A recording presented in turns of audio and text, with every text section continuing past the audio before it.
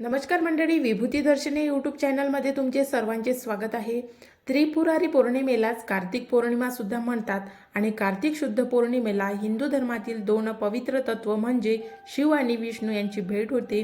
म्हणून या दिवशी घरोघरी दिवे प्रज्वलित करून देवदिवाळी सुद्धा साजरी केली जाते। आजच्या व्हिडिओमध्ये त्रिपुरारी पौर्णिमेला त्रिपुरारी वात कशी बनवावी आणि ती दगडी दीपमालामध्ये का लावावी आणि कशी लावावी, तसेच त्रिपुरारी पौर्णिमेची किंवा कार्तिक पौर्णिमेची संपूर्ण पूजाविधी काय आहे आणि त्रिपुरारी पौर्णिमा सोमवारी समाप्त होत आहे, तर त्यामुळे सोमवार हा अतिशय महत्त्वाचा दिवस आहे आणि या दिवशी शिवभक्ती आपण करायची आहे। तर आजच्या व्हिडिओमध्ये याविषयीची संपूर्ण माहिती सांगणार आहे, त्यामुळे व्हिडिओ शेवटपर्यंत बघा। आणि विभूती या दर्शनावर तुम्ही नवीन असाल तर चॅनलला नक्की सबस्क्राईब करा आणि बेल आयकॉनला प्रेस करून व्हिडिओ जास्तीत जास्त लोकांपर्यंत शेअर करा। चला तर व्हिडिओला सुरुवात करू। कार्तिक महिन्यामध्ये येणाऱ्या पौर्णिमेला त्रिपुरारी पौर्णिमा किंवा कार्तिक पौर्णिमा म्हणतात आणि हिंदू धर्मात कार्तिक पौर्णिमेला विशेष महत्त्व आहे। कार्तिक महिन्यात आणि कार्तिक पौर्णिमेच्या तिथीला भगवान विष्णू आणि माता लक्ष्मीचे पूजन केले जाते। तसेच कार्तिक पौर्णिमेच्या दिवशी चंद्राला अर्ध अर्पण केले जाते आणि या कार्तिक पौर्णिमेला अतिशय शुभयोग जोडून आलेले आहे। त्यापैकी सर्वात पहिला योग म्हणजे सर्वार्थ सिद्धी योग आणि दुसरा योग म्हणजे शिवयोग। हे दोन योग या दिवशी जोडून आलेले आहे। येत्या 27 नोव्हेंबरला कार्तिक पौर्णिमा साजरी करण्यात येत आहे।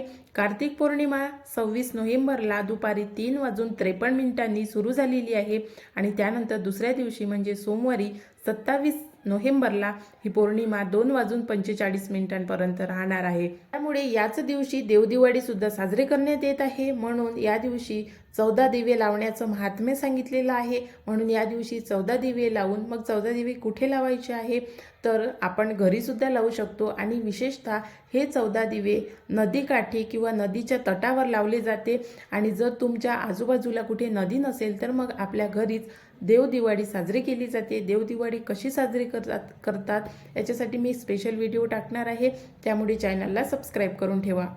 कार्तिक पौर्णिमेला पूजाविधी कशी करायची आहे आणि व्रत कसं करायचं आहे, तसेच त्रिपुरारी वात कशी तयार करायची आहे, कशी बनवायची आहे आणि कशी लावायची आहे, तर कार्तिक पौर्णिमेच्या दिवशी ब्रह्ममुहूर्तावर नदीत आंघोळ करण्याचे विशेष महत्त्व आहे आणि बरेच लोक कार्तिक पौर्णिमेला नदीवर जाऊन ब्रह्ममुहूर्तावर आंघोळ करतात। आणि जर नदीवर जाणे शक्य नसेल तर मग असे लोक घरी गंगाजल पाण्यामध्ये टाकून ब्रह्ममुहूर्तावर आंघोळ करतात आणि कार्तिक पौर्णिमेच्या दिवशी संपूर्ण पूजाविधी संपन्न करतात।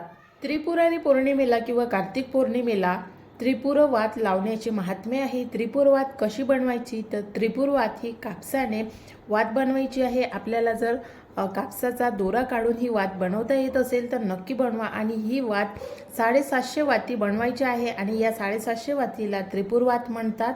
जसं आपण कापसाचा दोरा काढून त्याची वात बनवतो, 2.5 वेळांची ही वात असते आणि अशा वाती आपल्याला 750 वाती बनवायची आहे आणि ती 750 बनवलेल्या ज्या वाती आहेत त्याची एक वात बनवायची आहे आणि ती एका कापसाच्याच वातीने आपल्याला तिला गुंडाळून बांधून घ्यायचं आहे आणि ही संपूर्ण एक वात, या वातीला त्रिपुर वात म्हणतात। याच त्रिपुरारी पौर्णिमेला भगवान शंकरांनी त्रिपुरसुराचा अंत केला होता। ज्याप्रमाणे भगवान शिवांनी देवावर कृपा केली आणि त्रिपुरसुराचा अंत केला, त्याचप्रमाणे आपल्या जीवनातील अंधकार आणि नकारात्मकता दूर व्हावी, तसेच आपल्या जीवनातील सर्व समस्यांचे निराकरण व्हावे म्हणून त्रिपुरारी पौर्णिमेच्या दिवशी भगवान शंकराच्या मंदिरात किंवा आपल्या घरी दीपदान केले जाते आणि त्रिपुरा राक्षसाचे प्रतीक म्हणून 750 त्रिपुरातील मंत्रोक्त हवन या दिवशी करतात। भगवान शिवचं पूजन करतात आणि त्यांना अभिषेक घालून शिवपूजन आणि त्रिपुर वातीचे हवन करतात। आता हे हवन कोणत्या दिवशी आणि कोणत्या मुहूर्तावर करावे, तर सोमवारी 27 नोव्हेंबरला हे पूजन करायचं आहे। जर हवन शक्य असेल तर नक्की करा आणि जर हवन करता येत नसेल किंवा करण्याची इच्छा नसेल, आपल्याला साधीशी पूजा करायची आहे, वेळेअभावी आपल्याला हे शक्य नाही, तर मग आपल्या घरामध्ये ज्याप्रमाणे आपण शंकरजीची पूजा अर्चा करतो सोमवार दिवशी, त्याचप्रमाणे आपल्याला पौर्णिमेच्या दिवशी, कार्तिक पौर्णिमेच्या दिवशी हे पूजन करायचं आहे। पूजनाची विधी ही अभिषेकापासून सुरुवात होते। सर्वात आधी शंकरजीच्या पिंडीचा आणि शंकरजीची जर मूर्ती असेल तर अभिषेक करून घ्यावा आणि संध्याकाळच्या वेळी प्रदोष समयी त्रिपुरारी पौर्णिमेच्या दिवशी म्हणजे 27 नोव्हेंबरला हे पूजन करायचं आहे। पूजनाच्या आधी ह्या ज्या 750 वाती आहे, ज्या वातीला आपण त्रिपुर वात म्हणतो, ती वात आपल्याला तुपामध्ये भिजत ठेवायची आहे, जेणेकरून ज्या वेळेस आपण हवन करू किंवा शिवजीची पूजा करू त्या वेळेमध्ये ही वात चांगल्या प्रकारे जळेल आणि त्यामुळे आपल्याला ही वात तुपामध्ये भिजत ठेवायची आहे आणि हवनामध्ये सुद्धा आपल्याला तुपाची आहुती द्यायची आहे। पिंडीचा अभिषेक हा दुधाने, शहदाने किंवा पंचामृताने करावा। कच्चं दूध घ्यावं आणि तापवलेलं दूध अजिबात घेऊ नये। ओम नमः शिवाय या मंत्राचा जाप करावा। पिंडीचा अभिषेक झाल्यानंतर पिंडीला चंदन लावून बेलपत्र, जे शिवजीला प्रिय असणारे जे फुलं आहेत जसे कान्हेराची फुलं, आणि शिवजीला आणखी एक वस्तू प्रिय आहे ती म्हणजे भस्म। शंकरजीला भस्म हे अतिशय प्रिय आहे, त्यामुळे या ज्या सर्व शंकरजीच्या प्रिय वस्तू आहेत त्या शंकरजीला अवश्य अर्पण कराव्या आणि पूजनविधी संपन्न करून घ्यायचा। मंत्र येत असेल तर अवश्य बोला आणि नाही तर मग ओम नमः शिवाय हा मंत्र बोला।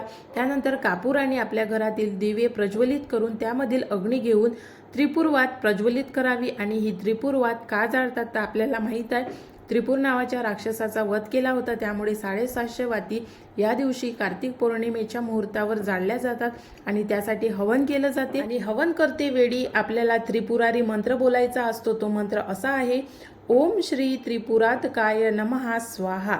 स्वाहा म्हणते वेळी आपल्याला हवनामध्ये शुद्ध तुपाची आहुती द्यायची आहे। ही आहुती 11 वेळा किंवा 21 वेळा आपण देऊ शकता। आणि जर तुम्ही हवन करत नसाल, फक्त पूजाविधी करत असाल तर मग हा मंत्र 21 वेळा किंवा 11 वेळा नक्की बोलावा।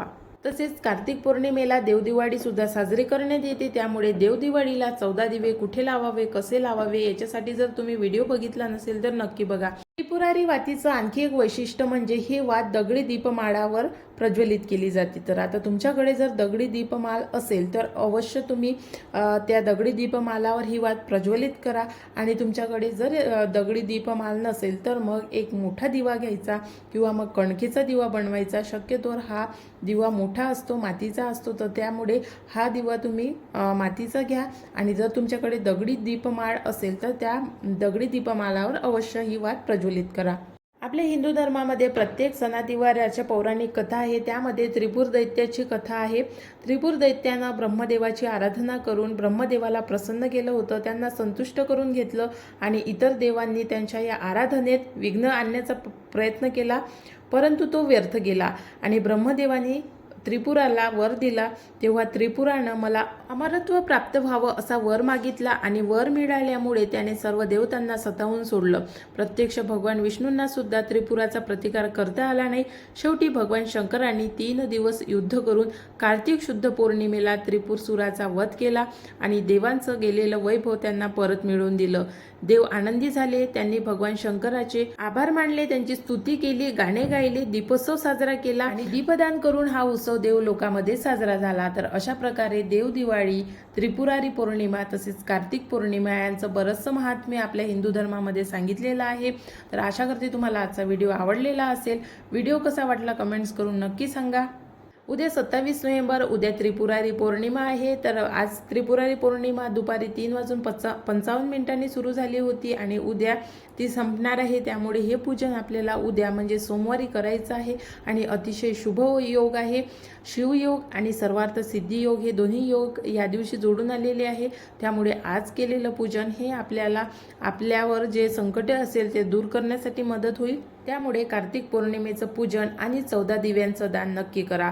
तर नवीन व्हिडिओमध्ये नवीन माहितीसोबत लवकरच भेटू। जर तुम्ही चॅनलला सबस्क्राईब केलं नसेल तर नक्की करा आणि व्हिडिओला लाईक करा।